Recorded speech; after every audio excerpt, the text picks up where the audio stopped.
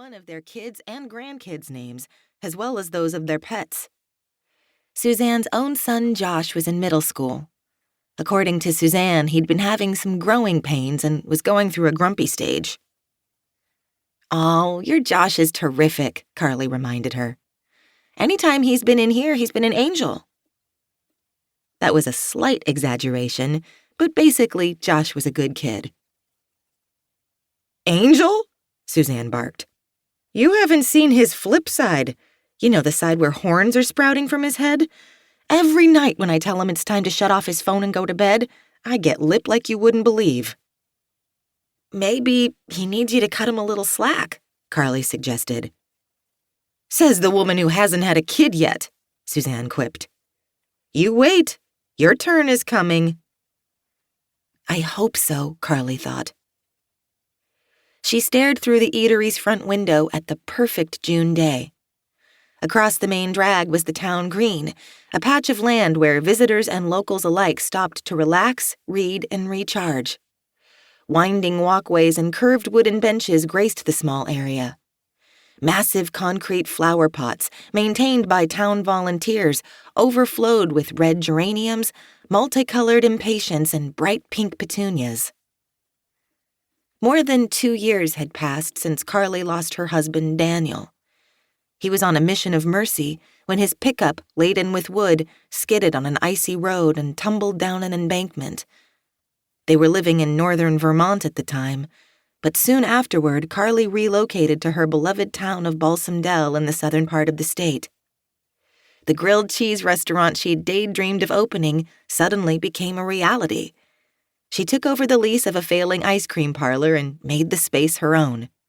It was during the renovation of her eatery when she met Ari Mitchell, a local electrician. Ari had installed the overhead lighting that reminded Carly of lamps hanging in an old barn. Her initial feelings for him terrified her. She'd been racked with guilt over her attraction to someone so soon after Daniel's death. It didn't take long for her to see Ari for the man he was. Caring and kind, he was also quite adorable with his dark curly hair and deep brown eyes, and a smile with enough wattage to outshine the sun. Her insides fluttered when she thought of how close they'd grown over the past year.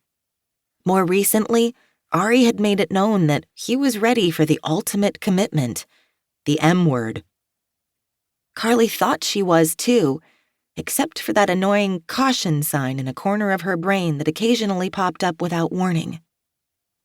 Carly's near-deadly encounters with killers didn't help to soothe her apprehensions. That she'd aided the police in nabbing a few bad guys was only a slight consolation.